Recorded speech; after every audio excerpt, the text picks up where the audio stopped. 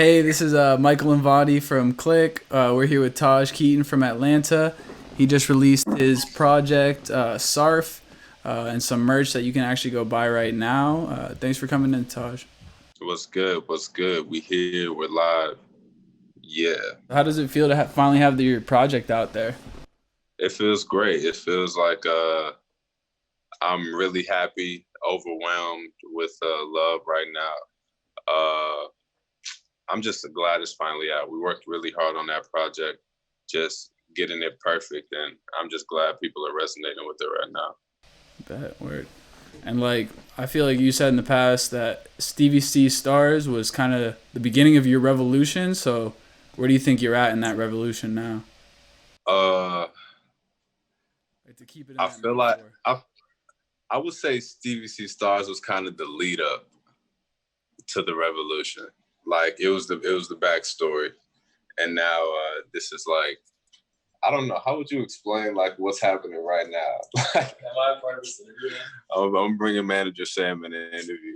It's always a good idea. What's up? I guess yeah, I'm the manager. I think like SARF is just like the synthesis of all these like I don't know. I think it's like the first real body of work that kind of exemplifies what Tahj can be. It's like people are like, oh shit, no, this is serious. Like this dude is Tahj is gonna be as big as Tyler the Creator. Like no, Actually, I I have an idea. You want to turn your phone sideways and you can pull up a chair. You want to join in? Disgusting, dirty couch. It's not disgusting or dirty. Just because weed juice spills on it. Oh, there's a lot more than this. It's actually I actually just cleaned this couch. It's just weed everywhere, bro. Bro, this is not clean. I'm telling you, it's clean. Well, thank you for. Okay. Anyway. Thank you for joining in the interview. If you want to introduce yourself for the viewers.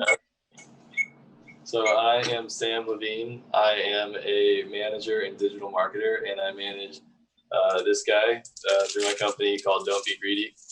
And we're about to make a lot of people very surprised that we obtained as much financial security and international acclaim as we did in such a short time. Hell yeah. They're going to be like, what? That kind of financial security, you don't catch that every day. Those guys have 401k. Yep. I hear that. Yep. Hit him with the mannequin. Marionette. I feel like this whole interview got entirely derailed. Like, I'll stop talking. No, it's all good, bro. So like, where do the visuals come into the process? Like, are you already thinking about that when you're making the song, or does it come much later? Yeah, I kind of think about everything that I can do with the song when it comes out. Like I think about, well, not when it comes up, but when I make it. Like I feel like I think about what the video is gonna look like, how I'm gonna perform it, how people will react to it, how it makes you feel and shit. But as far as like visuals and like videos, those kind of come as I sit with the song for a while, and I just kind of write the idea in my head until I could get it right, till it feels good enough for the song. What's the story behind the first song you made? Oh shit. Oh man, this is gonna be sad. Okay, so I was like 14, and my mom, her best friend was this producer named Lex Dirty. He's like legendary in Atlanta and like just like in the trap scene and shit. He also produced on like Tupac's album. He has a song on Watch the Throne. R.I.P. to Lex Dirty. He was a close friend, but a close family friend. But I recorded at his studio for the first time. I wrote this song called He's a Pro. Oh, I still have it in my email. It's trash. But like my mom paid for the studio time or whatever. And that was my first song recorded. And we swore in our heads this was like the biggest next Disney song of like all time. And like since then, like well, around that time, I guess, I just kept writing. We couldn't really afford any more studio time. My mom was just doing that just like as a cool gift, just kind of like trying to like boost my dream or whatever, right? And so like after that, I didn't do any recording. I was just like writing a lot until I started recording on the Rock Band mic like years later. And yeah. How do you think it brought you to where you are today? I felt like stuff stuff like that, like having to record like on a rock band mic and stuff. Like I just always have had to learn how to use what was around me. Like any way I could make music, like when I was younger, like I found a way.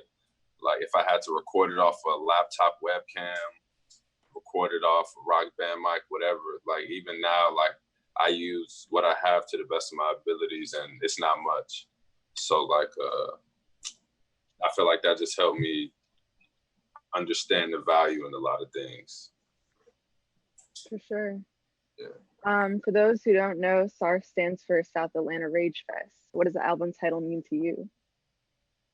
That title came from me thinking about what my life's movie would be titled, and so and also it's kind of an ode to Kid Cudi because he has a song called New York City Rage Fest, and it's a cool song, but on my favorite Kid Cudi album, but yeah, I just feel like that was the title to my life's movie, and I feel like this album was really autobiographic. Yeah, is that the good word for that? Yeah, that's what he said it was. Yeah, it's kind of like my autobiography and like on drugs. What's your favorite song off the project? Like I love this album so much. Like you don't understand. Like, but I feel like Hi-Fi, the last track, is definitely one of my favorites, and that was also the first song that I started recording for SARF, which I totally forgot about once we got deeper into the project. But I recorded it somewhere else, and I didn't like it. I hated the song because my recording sounded stupid, all that. But later on, I came back to it, and I love that song. The way it switches up, it really sounds like the ending to a really good movie. Angel Dust too. Angel Dust, I love it. I hated Angel Dust at first. Like I wasn't even gonna put it on the album. Even on the laptop, it's still like in the unreleased section. Like, I wasn't gonna put that on the album. And Sam was like, "Yo, this shit is crazy," and it grew on me. And now that's probably the one I listen to the most on the album. Do you feel like that's usually how it works? Like your favorite song started out being some of your least favorite, or? Yeah, because originally my favorite song was SARF, and I still love that song. That song is crazy, but like I guess it was just me hearing it too much. Like, and I'm just like, like come on, like. But that's just me being an artist and just like I've been hearing the song for so long, and like it's just coming out to other people. So, right. Is there one lyric on the project that you really want to stand out or want people to know the meaning behind? Oh man. On SARF in the second verse,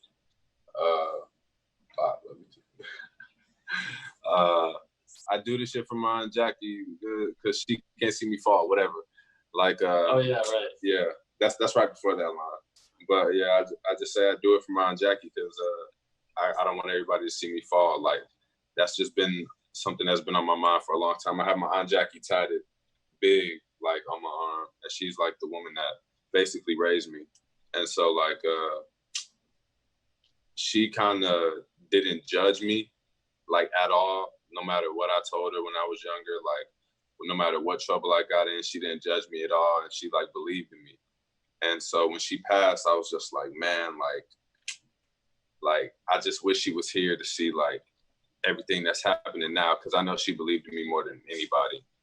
And so like that line, more than anything, I was just like, I had her in mind. I was like, she would want me to be as honest as my most honest self on this project.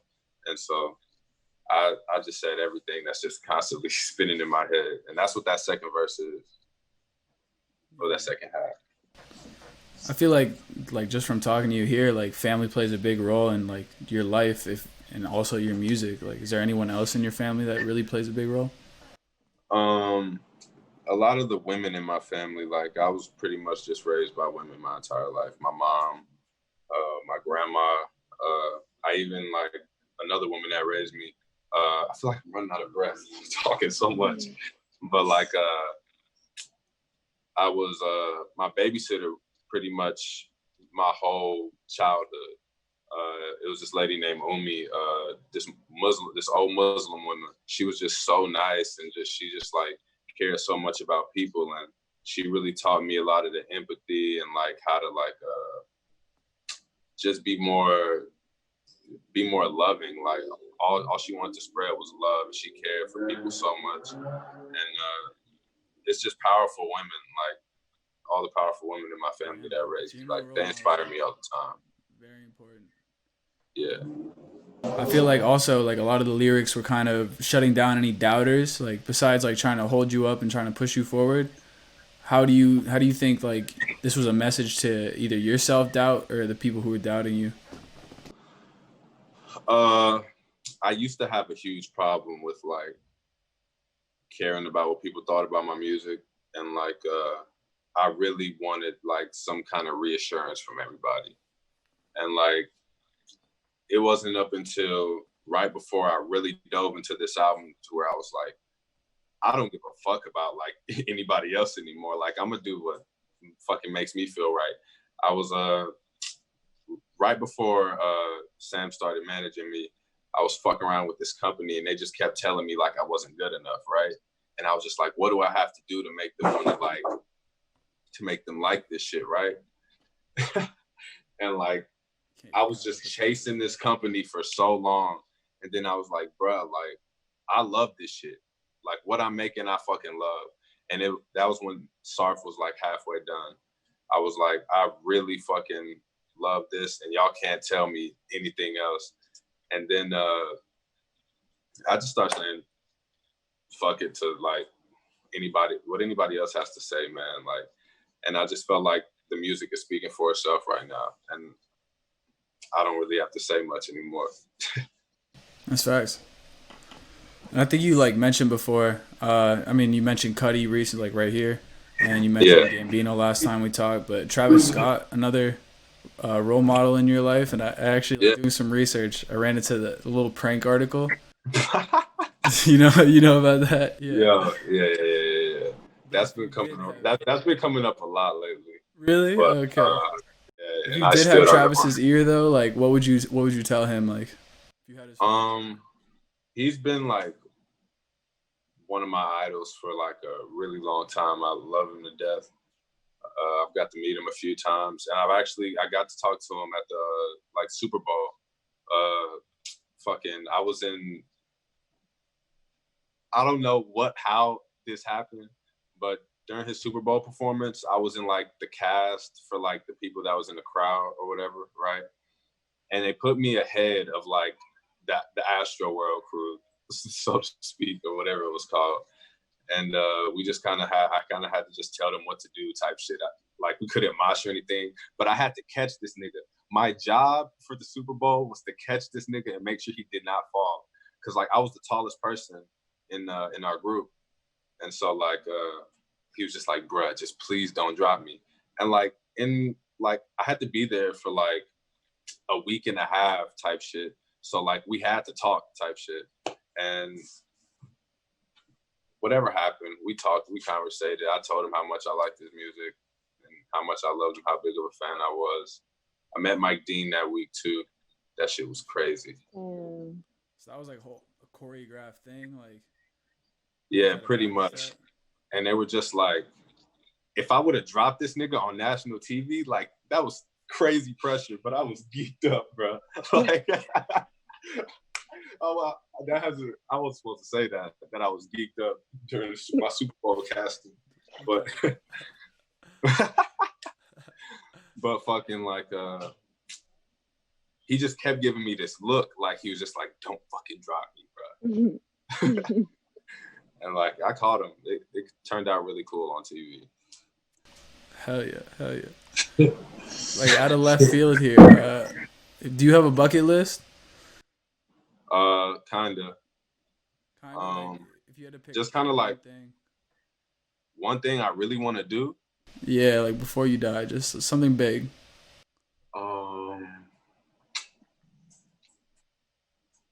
I feel like headlining Coachella or some shit. Like some shit like that. Just some opportunity where I could perform for like thousands, like bigger than arenas. Like like you ever seen that DMX video where it looks like the whole fucking world is there? Yeah, Like yeah. I just want that. On some like Jimi Hendrix at Woodstock. Man, like imagine like the pits, bro. Like that's like yards. That's like football fields of mosh pits. That's So genuine. you just want to see someone get hurt. Not even just that. Like Nah. I feel like a big misconception with like my music, and I put it on myself. Like a lot of shit was like really rage, like just like mosh pit music. But like, and I wanted this album. I was like, I wanted to be diverse. I wanted to be an experience and show that like this is more than just mosh pit shit or whatever people think I'm supposed to be doing. And like at the shows, I want niggas to cha-cha. I want niggas to have their cell phone lights in the sky. I want niggas to like vibe out and just enjoy themselves. And I wanted this album to be a full experience of people enjoying themselves. I think you definitely successfully did that with like the Fumes, you know, like Nirvana. Like you showed your diversity in those. But like, what's the best feedback you got throughout the project? Just a lot of people saying that like I've inspired them or got them out of their funk. I know a lot of people have been telling me like during this quarantine and shit, like it's just been hard getting that inspiration. And so when people are telling me like, yo, like I found a new spark, like I'm getting back in my art, I'm getting back doing whatever I'm doing. And I'm just like, bro, like that's exactly why I did this shit. Just so like it could domino effect and just more people get inspired and just get that ambition to just keep going. For sure. You often talk about your fans and helping them with their situations. How does that play in your music? Do not say fans. That shit makes me cringe. You often talk about your supporters and helping them with their situations. How does that play in your music? Just being honest, because I go through a lot of shit. I've been like literally my whole life, I've just been battling with depression and whatnot. And I know a lot of people are going through that. And I'm just like, if I'm just honest as possible, tell niggas what I'm going through, tell people like I'm a human. Because I feel like a lot of people forget that we are all human. Like we all bleed the same blood. Like we all have problems. And I feel like in music right now, it's just not enough of that. Like people are like looking at people like they're gods when like, if you get shot in the foot right now, he gets shot in the foot, both of them are gonna hurt. Mm-hmm. So like, I just wanna humanize myself as much as possible because I know relatable shit is what sticks, you know? Right. Do you want to talk a little bit about that? Why you don't like the word fans and why you'd prefer supporters? Because I feel like I said before, that just, it takes away out of the human and like, and what I am. I don't want to make myself seem more superior than anybody. I want anybody to like feel like they can do the same shit I'm doing if you just put in the time. I feel like supporters is just like, you support me, I support you type shit. Like, that's why I still try to respond as much as possible to people. But yeah, I say supporters, family, you guys, anybody who's a Tahj supporter, like I always call them family and send my love and make sure I know that like I see. Yeah. That's amazing. It's very, very rare. Are you still doing most of your own production or has that changed? I've never been too crazy on my production. Like I've always worked with the same producers that know my sound and like but recently for SARF, I had to like build a team. Because I knew what sound I wanted. I knew the quality. And so I just found a team of kids from all over the world that just some of them even knew each other. Like, it was random. But and they knew the quality of the sound. But I have gotten more into my production. This next project, I'm gonna be really hands-on the production. But I was really hands-on with this one too, with just tweaking little details. But never just myself full on production besides November 15th on the album, which is entirely produced by me. Hell yeah. Heard you. So what do you do when you're not making music? Ride my bike, play video games, chill with the homies, read. I just do a lot of freelance writing, ideas and shit. But usually when I'm not making music, mainly I'm just figuring out what type of music to make next, you know? Like just planning out aesthetics, energies, like just feelings. I just try to figure that out and map it out. That's usually what's going on in my head, like most of the time. Like even, I feel like when I'm not working on music, my headphones are always just like beats. So I'm just constantly like getting comfortable with like music again. So I'm never not really into music. What video game are you playing right now? Skater XL, it just came out. Ghost of Tsushima, Call of Duty, but everybody plays Call of Duty. Those are some obscure ones there. I've been playing this Star Wars game. It's been out for a while, but like I just found out about it. I don't really know too much about Star Wars, but that game is crazy. Battlefront, yeah. Yeah, that's fair. What else do I play? What do you want? UFC and like WWE games and shit. But yeah. You want to give people your gamer tag? Sure. It's the Wi-Fi broke on PlayStation. It's no simpler than that. The Wi-Fi broke, one word. Bro, you're gonna get blown up. Oh man. That's gonna come to bite me in the ass later. For real. You know how much I'm gonna have to go through? Bruh, like, I have a lot of famous niggas on my PlayStation, like my friend shit, and like Travis, his old PlayStation shit, like his PlayStation is set up to where nobody can add him, nobody can see anything. Like that shit is blocked off. I want to figure out how to do that shit, bro. Like, cause his last shit, he just stopped using it, and when you change your account, you can't change the memory. So like, don't cut it out though. I don't mind. Fuck it. Yeah, maybe you have like a live stream on PS4. I've started doing live streams, but I haven't done them recently because my Wi-Fi is fucked up right now. Well, speaking of live streams, what's your next one gonna look like with concerts being all virtual now? We're doing a AR concert. I'm still working on it. It's the most difficult process, but like it's gonna be worth it. We're doing a augmented reality concert experience where basically you can hold your phone and like place the stage wherever you want to in front of you. If you want it close, someone to be like right up under me, goddamn. Or if you want it to be just sitting on the desk, you could watch it from there. It'll be about 30 minutes. I'm really excited for it. Cause I can't perform live right now. And like, I wish I could so fucking bad, but at least I could just give away another experience to go with the music besides just the music. For sure. Sure. Yeah. I know Atlanta's gonna appreciate it when it comes to that time where you can get out again. Man, I can't wait to do shows again. Like I've been dreaming of performing this album since before it got done. And like just talking about Atlanta, like I know that's a big influence for you, you know, being from the area so long, like, and you got Jelani Imani on the album as well. But like, who are some other people from the area that you've like really wanted to work with, you've been watching recently?